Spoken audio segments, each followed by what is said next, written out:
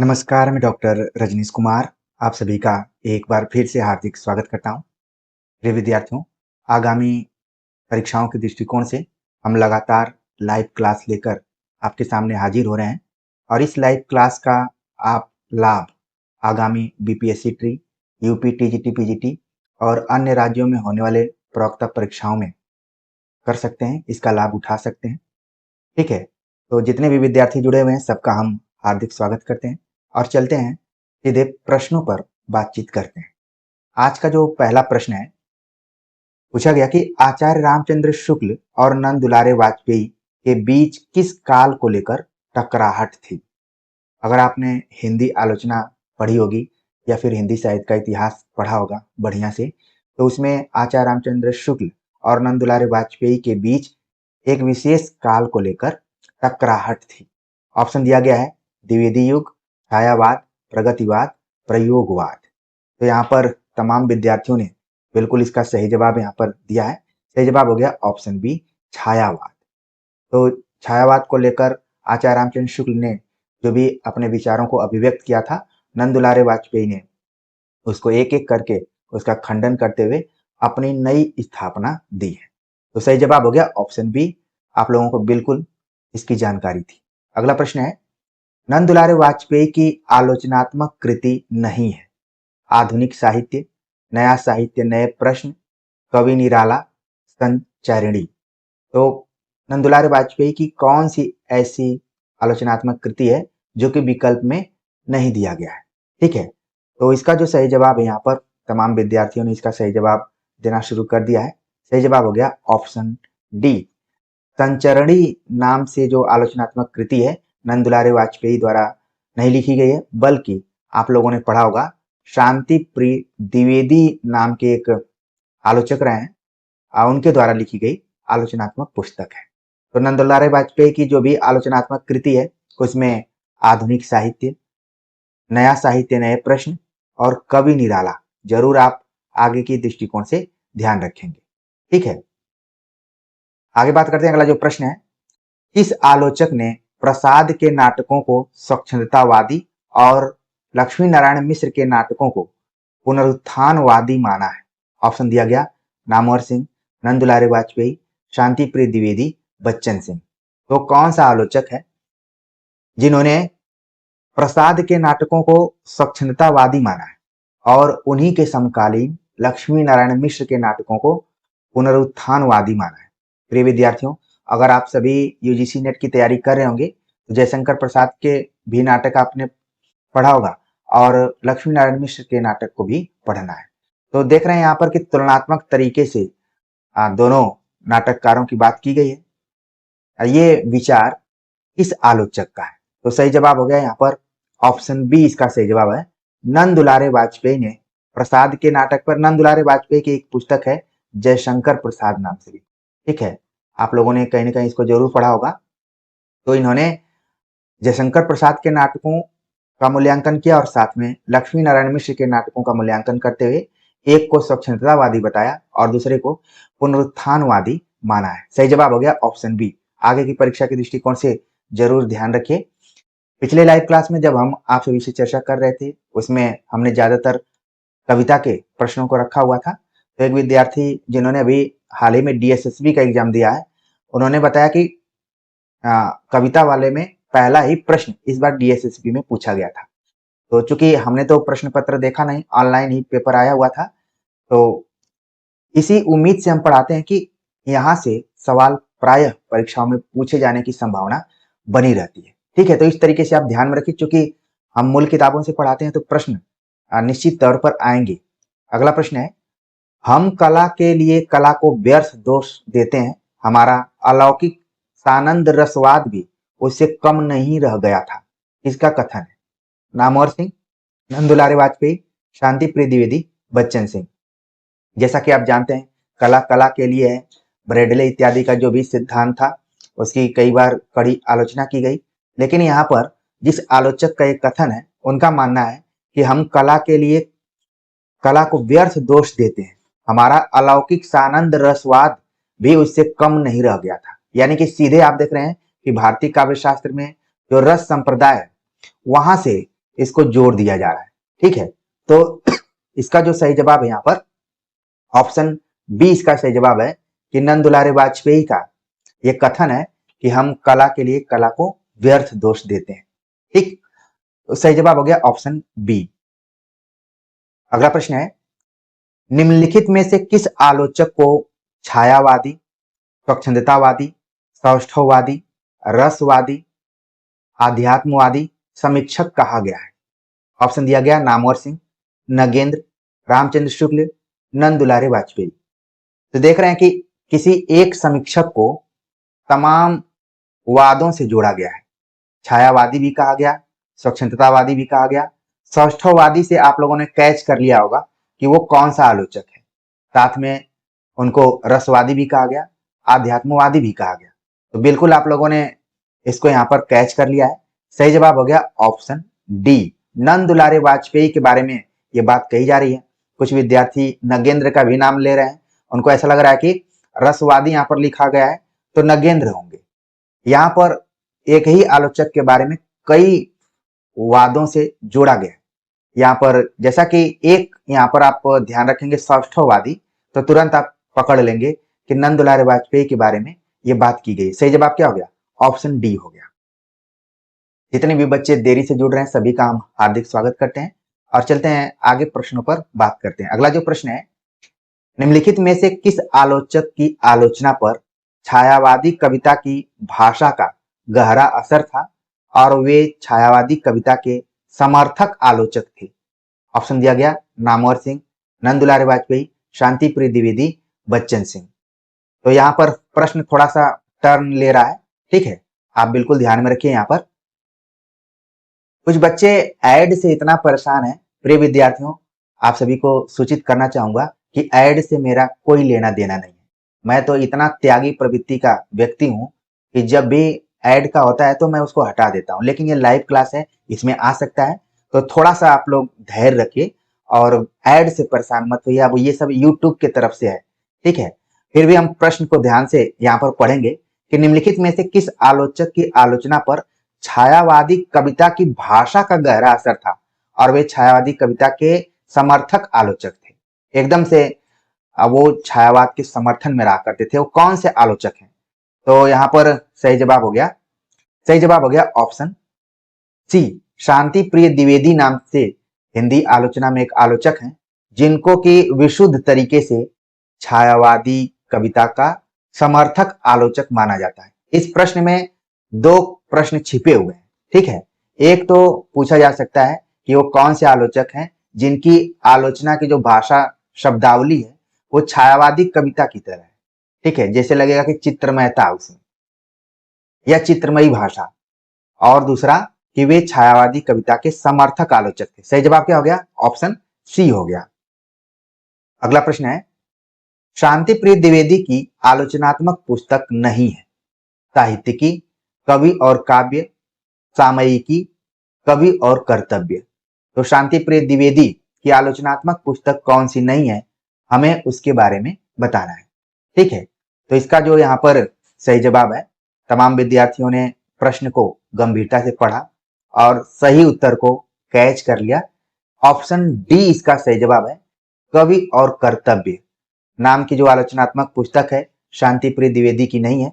बाकी आप देखेंगे कि जितनी भी ऊपर की पुस्तकें दी गई हैं, चाहे साहित्यिकी हो, कवि और काव्य, सामयिकी, ये तीनों पुस्तकें शांति प्रिय द्विवेदी द्वारा लिखित हैं। कवि और कर्तव्य बिल्कुल शशि साहू ने बिल्कुल सही बताया कि महावीर प्रसाद द्विवेदी द्वारा लिखा गया निबंध कह सकते हैं या फिर आलोचनात्मक निबंध कहा जा सकता है। तो आप देख रहे हैं कि जो पिछले क्लास में आपने प्रश्न के तौर पर देखा था, यहाँ पर वो विकल्प में दिखाई पड़ रहा है। ठीक है, अगला प्रश्न है कि शांति प्रिय द्विवेदी जी द्वारा सुमित्रा नंदन पंत पर लिखी गई पुस्तक का नाम है। जैसा कि आपने ऊपर के प्रश्नों में देख लिया कि शांति प्रिय द्विवेदी का छायावाद से गहरा संबंध है। हालांकि छायावाद नाम से पुस्तक नामवर सिंह ने जरूर लिखी है, लेकिन शांति प्रिय द्विवेदी ने छायावाद के समर्थक आलोचक के रूप में। तो उन्होंने सुमित्रा नंदन पंत पे एक पुस्तक लिखी। उस पुस्तक का क्या नाम है? ऑप्शन दिया गया युग और साहित्य, ज्योति विहग, ज्योति पुंज, संचरणी। ठीक है, तो सुमित्रा नंदन पंत पर कौन सी पुस्तक लिखी गई है? तमाम विद्यार्थियों ने यहाँ पर जवाब दिया है। कुछ कॉन्फिडेंस के साथ जवाब दे रहे हैं, कुछ तुक्का का प्रयोग कर रहे हैं और कुछ अभी हम आंसर देंगे इसके बाद तुरंत टाइप कर देंगे। फिर भी हमारी कोशिश क्या है कि आप सही उत्तर को जानिए। सही जवाब है ऑप्शन बी, ज्योति विहग नाम से शांति प्रिय द्विवेदी ने सुमित्रा नंदन पंत पे एक पुस्तक लिखी है। ठीक है, तो इस तरीके से बिल्कुल ध्यान में रखिए। सुमित्रा नंदन पंत पे नगेंद्र ने भी पुस्तक लिखी है और शांति प्रिय द्विवेदी ने लिखी। किस नाम से लिखी? बिल्कुल अपने कॉपी में इसको नोट कर लीजिए। ठीक है, अगला प्रश्न है, हजारी प्रसाद द्विवेदी की पुस्तक नहीं है। हिंदी साहित्य की भूमिका, सूर साहित्य, कबीर, सिद्ध साहित्य। तो जितने भी विकल्प दिए गए हैं उसमें हजारी प्रसाद द्विवेदी की पुस्तक नहीं है।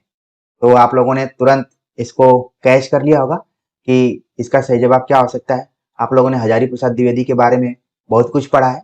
बिल्कुल तमाम विद्यार्थियों ने बिल्कुल इसका सही जवाब दिया। ऑप्शन डी इसका सही जवाब है।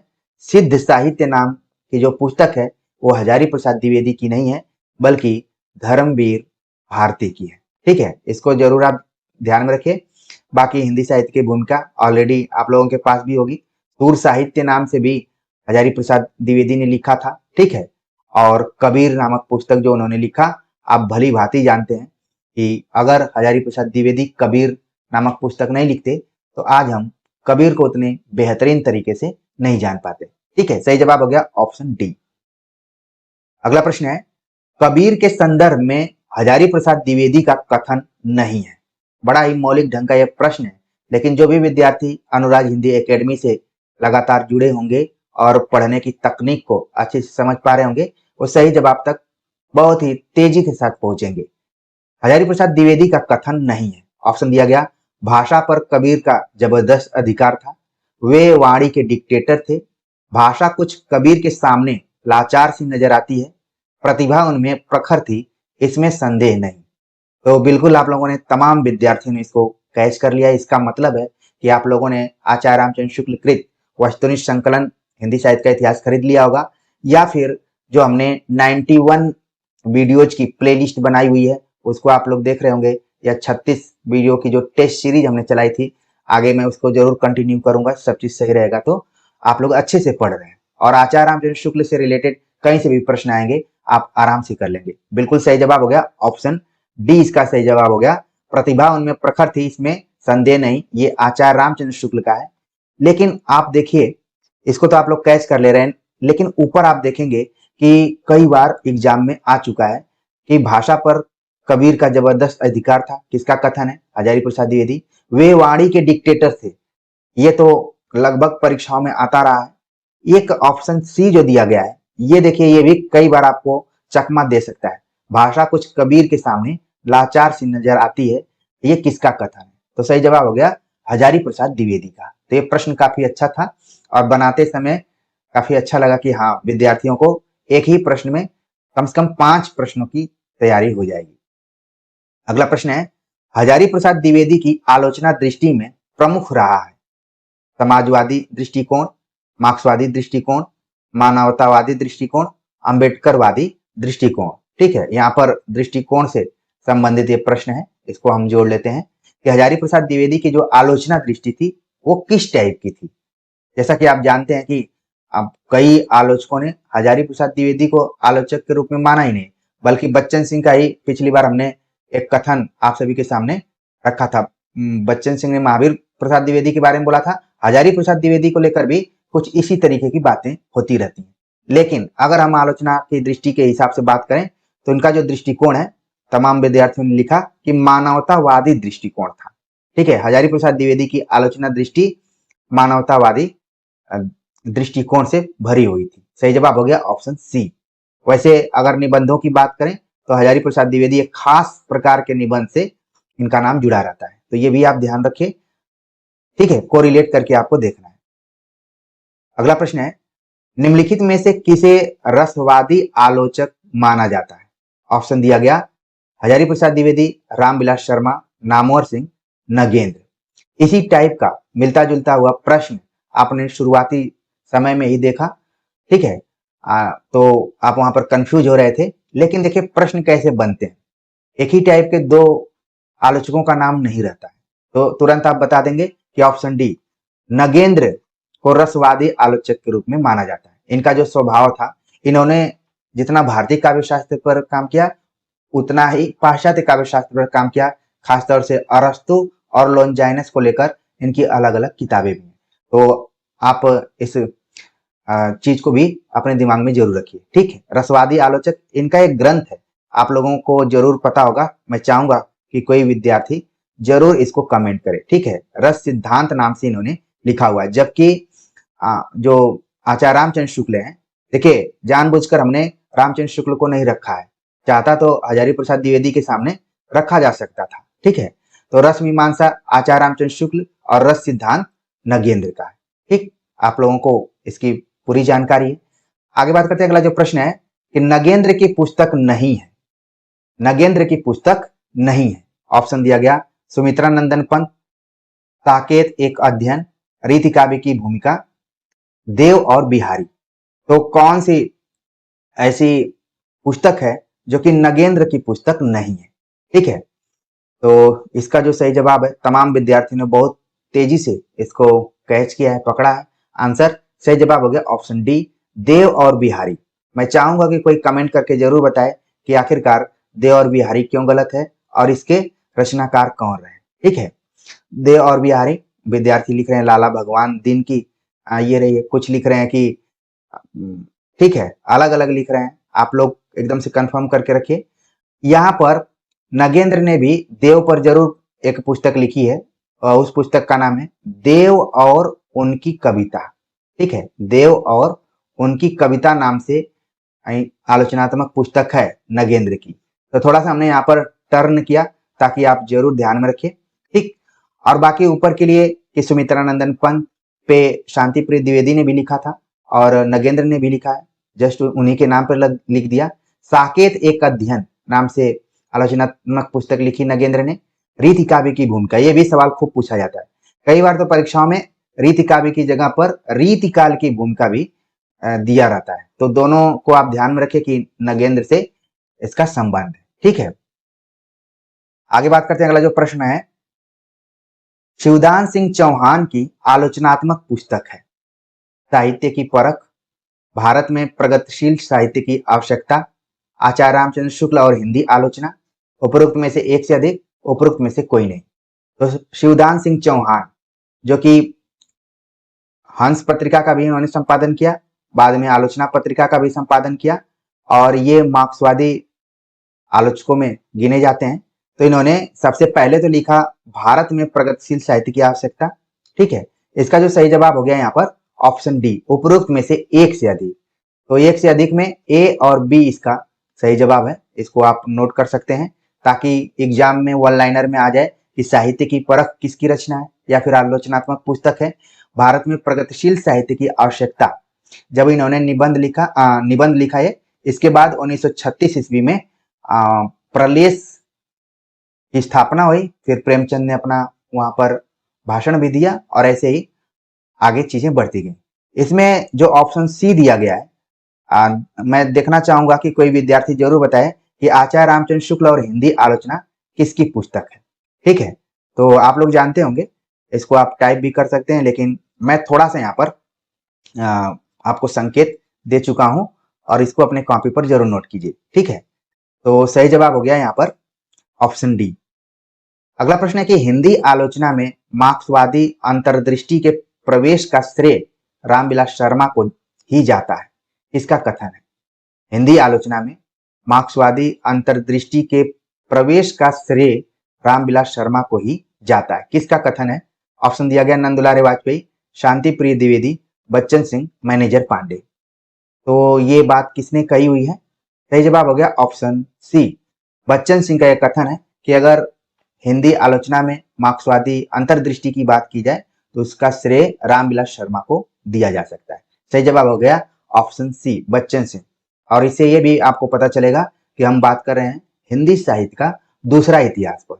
और इसकी खूबसूरती यही है इस लाइव क्लास की कि हमने लाइव क्लास के बहाने बच्चन सिंह के इतिहास ग्रंथ को लगभग 40 से 45% पूरा कवर कर लिया एज ए प्रैक्टिस सेट में।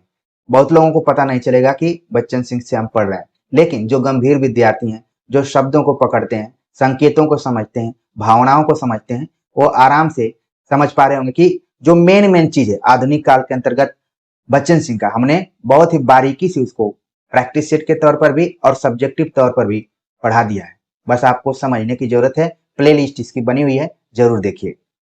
अगला प्रश्न है कि निम्नलिखित में से रामविलास शर्मा की आलोचनात्मक पुस्तक सबसे बाद की है। यहाँ पर रामविलास शर्मा की आलोचनात्मक पुस्तकों का नाम दिया गया है, उसमें से आपको बताना है कि कौन सी पुस्तक सबसे बाद में लिखी गई है।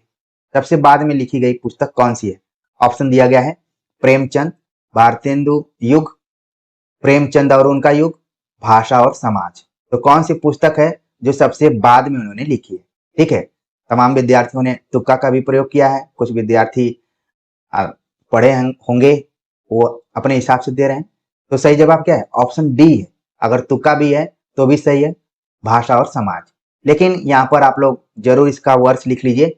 प्रेमचंद नाम से उन्होंने पुस्तक लिखी 1941 में, भारतेंदु युग नाम से उन्होंने पुस्तक लिखी 1942 में, और प्रेमचंद और उनका युग नाम से पुस्तक लिखी 1953 ईस्वी में, भाषा और समाज नाम से पुस्तक लिखी 1961 ईस्वी में। ठीक है, कई जगहों पर 1952 भी दिया रहता है प्रेमचंद और उनका युग का।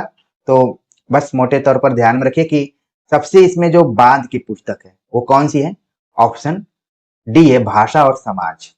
ठीक है, अगर आप जेएनयू से पढ़ाई कर रहे होंगे तो पहले ही सेमेस्टर में इस पुस्तक को रेकमेंड किया जाता है भाषा विज्ञान पढ़ते हुए, और हमारे पास भी पुस्तक हमारे पुस्तकालय में रखी गई है। ठीक है, लेकिन एक चीज यहाँ पर आप ध्यान रखेंगे कि जिस तरीके से हजारी प्रसाद द्विवेदी ने कबीर को स्थापित किया, उसी तरीके से रामविलास शर्मा ने प्रेमचंद को स्थापित किया। प्रिय विद्यार्थियों, आपको इस चीज की जानकारी होनी चाहिए कि जब प्रेमचंद लिख रहे थे तो उनके ऊपर भी आरोप लगे थे, नकल के इधर उधर के आरोप लगे थे कि ये कॉपी करते हैं, और बहुत लोगों ने इनको सतही तौर पर लेखक माना। लेकिन रामविलास शर्मा ने भी किताब लिखकर फिर से इनको स्थापित किया, तब जाकर हिंदी आलोचना में प्रेमचंद को। अगला जो प्रश्न है कि रामविलास शर्मा की आलोचनात्मक पुस्तक नहीं है, तो इसमें ऑप्शन हमने पहले पढ़ा था, फिर से पढ़ दे रहा हूं। आस्था और सौंदर्य, महावीर प्रसाद द्विवेदी और हिंदी नवजागरण, नई कविता और अस्तित्ववाद, छायावाद। तो इसका जो सही जवाब हो गया यहाँ पर ऑप्शन डी, छायावाद नाम की जो पुस्तक है उसको नामवर सिंह ने लिखा। बाकी ऊपर की जो तीनों पुस्तकें हैं वो रामविलास शर्मा द्वारा लिखी गई है। सही जवाब हो गया ऑप्शन डी। ठीक है, बीच में थोड़ा सा नेटवर्क का प्रॉब्लम हो गया। कई बार क्या होता है कि पता नहीं चलता है, और कैसे इंटरनेट प्रॉब्लम है, दूसरी बार इस तरीके का हो रहा है। चलते हैं आगे, बात करते हैं। अगला जो प्रश्न है, नामवर सिंह की आलोचनात्मक पुस्तक नहीं है। कहानी नहीं कहानी, कविता के नए प्रतिमान, दूसरी परंपरा की खोज, प्रेमचंद एक विवेचन। तो कौन सी ऐसी पुस्तक है जो नामवर सिंह द्वारा लिखित नहीं है? ठीक है, तो सही जवाब हो गया यहाँ पर, सही जवाब हो गया ऑप्शन डी, प्रेमचंद एक विवेचन, जो कि इंद्रनाथ मदान द्वारा लिखी गई पुस्तक है। ठीक है, बाकी ऊपर की तीनों पुस्तकें आप ध्यान रखिए कि नामवर सिंह द्वारा लिखी गई हैं। कहानी नई कहानी, कविता के नए प्रतिमान, दूसरी परंपरा की खोज। ठीक है, अगला प्रश्न है, मुक्ति प्रसंग और कंकावती किसके काव्य संग्रह? हमने अभी आलोचना से कविता के तरफ टर्न लिया हुआ है। ठीक है, मुक्ति प्रसंग और कंकावती किसके काव्य संग्रह? ऑप्शन दिया गया राजकमल चौधरी, जगदीश चतुर्वेदी, सौमित्र मोहन, श्रीकांत वर्मा। तो इसका जो सही जवाब है ऑप्शन ए, इसका सही जवाब है राजकमल चौधरी। ठीक है, तो इसका जो सही जवाब हो गया ऑप्शन ए, मुक्ति प्रसंग कंकावती। जरूर ध्यान में रखिए। इसके अलावा आप देखेंगे बच्चन सिंह के इतिहास ग्रंथ में लिखा गया इतिहास हंता जगदीश चतुर्वेदी का। सौमित्र मोहन की एक रचना खूब पूछी जाती है, लुकमान अली। ठीक है, ये कई बार मैंने देखा है कि यूपी टीजीटी पीजीटी में या फिर यूजीसी नेट में भी ये रचना खूब पूछी जाती है। ठीक, तो इसको भी आगे के लिए ध्यान में रखिए। अगला प्रश्न है, मगध किसका काव्य संग्रह? ऑप्शन दिया गया राजकमल चौधरी, जगदीश चतुर्वेदी, सौमित्र मोहन, श्रीकांत वर्मा। तो मगध नाम का जो काव्य संग्रह है इसके द्वारा लिखा गया। सही जवाब है ऑप्शन डी, श्रीकांत वर्मा का काव्य संग्रह है मगध। अगला प्रश्न है, लीलाधर जगुड़ी की रचना नाटक जारी है किस विधा की रचना है? ऑप्शन दिया गया कविता, निबंध, नाटक, कहानी। तो लीलाधर जगुड़ी की रचना नाटक जारी है किस विधा की रचना है? तो क्वेश्चन नंबर 21 का आप लोग सही जवाब दीजिए। सही जवाब हो गया ऑप्शन ए, कविता है। भले इसमें नाटक शब्द लगा हुआ है लेकिन क्या है, ये कविता है। ये भी कई बार सवाल पूछा जाता रहा है, तो इसीलिए हमने इसको बनाया है, यहाँ पर ध्यान रखिए। अगला प्रश्न है कि लीलाधर जगुड़ी का काव्य संग्रह है, लीलाधर जगुड़ी का काव्य संग्रह नहीं है। यहाँ पर आपको बताना है कि कौन सा काव्य संग्रह नहीं है। नाटक जारी है, इस व्यवस्था में घबराए हुए शब्द, हड्डियों में छिपा ज्वर। तो कौन सा ऑप्शन है जो कि लीलाधर के जगुड़ी के काव्य संग्रह से नहीं जुड़ा हुआ है? ठीक है, तो सही जवाब हो गया इसका ऑप्शन डी, हड्डियों में छिपा ज्वर, जो कि चंद्रकांत देवताले द्वारा लिखा गया काव्य संग्रह है। बाकी ऊपर के तीनों जो काव्य संग्रह हैं वो लीलाधर जगुड़ी के हैं, बिल्कुल ध्यान में रखिए। और आप देखेंगे कि ये कुछ समकालीन हिंदी कविता जो है उससे जुड़े हुए प्रश्न है। ठीक है, तो कई बार ये भी सवाल पूछे जाते रहे, जरूर ध्यान में रखिए। अगला प्रश्न है कि चंद्रकांत देवताले का काव्य संग्रह नहीं है। दीवार पर खून से लकड़ बग्घा हंस रहा है, हड्डियों में छिपा ज्वर, अपनी केवल धार। तो कौन सा काव्य संग्रह जो भी विकल्प में दिया गया है वो चंद्रकांत देवताले का नहीं है? तो सही जवाब हो गया ऑप्शन डी, अपनी केवल धार, जो कि अरुण कमल द्वारा लिखी गई कविता है या फिर उनका काव्य संग्रह। ठीक है, सही जवाब हो गया ऑप्शन डी। ये भी प्रश्न खूब सवाल पूछा जाता है एग्जाम में, पिछले साल के क्वेश्चन पेपर में आपने देखा होगा, अपनी केवल धार कई बार ऑनलाइन में पूछा जाता है और यहाँ पर हमने विकल्प में रखा है। ठीक है, अगला प्रश्न है कि वह आदमी नया गरम कोट पहनकर विचार की तरह चला गया, इसकी कविता है। कविता आप देख रहे हैं, इसका जो शीर्षक है बहुत लंबा चौड़ा है। इतना बड़ा शीर्षक तो शायद हिंदी साहित्य का इतिहास में किसी भी विधा में किसी भी रचना का नहीं है। ठीक है, वह आदमी नया गरम कोट पहनकर विचार की तरह चला गया, इसकी कविता है। ऑप्शन दिया गया चंद्रकांत देवताले, धूमिल, मुक्तिबोध, विनोद कुमार शुक्ल। ठीक, तो सही जवाब तक तमाम विद्यार्थी पहुंच रहे हैं। अच्छा लग रहा है देख के कि आप लोग समकालीन हिंदी कविता या फिर जो भी एकदम से 90 के बाद के जो भी कवि हैं उनको अच्छे से आपने पढ़ा है। सही जवाब हो गया ऑप्शन डी, विनोद कुमार शुक्ल। अगला प्रश्न है, निम्नलिखित में से सुमेलित नहीं है, सुमेलित नहीं है हमें बताना है। पहाड़ पर लालटेन, मंगलेश डबराल, एक दिन बोलेंगे पेड़, राजेश जोशी, सुनो कारीगर, उदय प्रकाश, बहने और अन्य कविताएं, कुमार विकल। तो सुमेलित नहीं है, आप सभी को बताना है। ठीक है, तो इसका जो सही जवाब है ऑप्शन डी है कि इसके जो कवि हैं, लेखक हैं, वो हैं जयदी। ठीक है, तो कुमार विकल नहीं है बल्कि जयदी नाम से कवि हैं।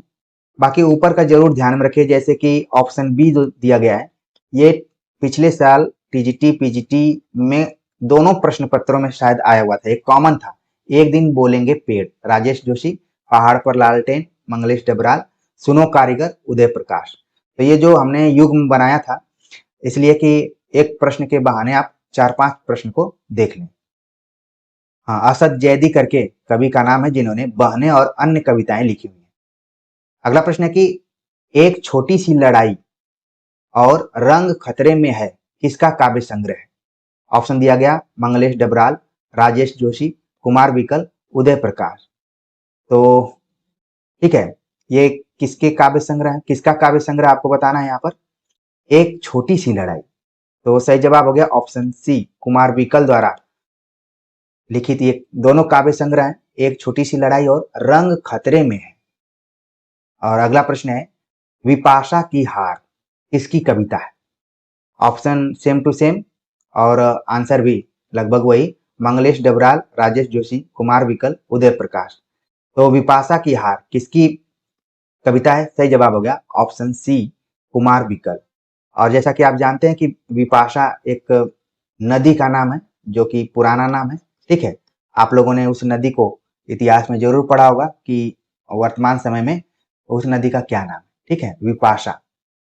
ठीक, हो सकता है कुछ विद्यार्थी कमेंट भी करें, नहीं कमेंट करेंगे तो एक बार जरूर दिमाग दौड़ाइए कि वो कौन सी नदी है। मैंने बस संकेत दिया है, आप उसको जरूर पढ़िए। इसमें हिंदी आलोचना के प्रश्न थे और समकालीन हिंदी कविता के भी प्रश्न थे। तो उम्मीद है कि सभी प्रश्न आप सभी को अच्छे लगे होंगे। तो यहाँ से पढ़े हुए प्रश्न आए तो आपको अच्छा लगे कि हमने जहाँ भी समय दिया था वहां से कुछ पाया हुआ है, ठीक है। तो इसी उम्मीद से हम जुड़ते हैं। उम्मीद है कि आप सभी को अच्छा लगा होगा। मिलते हैं एक नए टॉपिक के साथ, तब तक के लिए नमस्कार।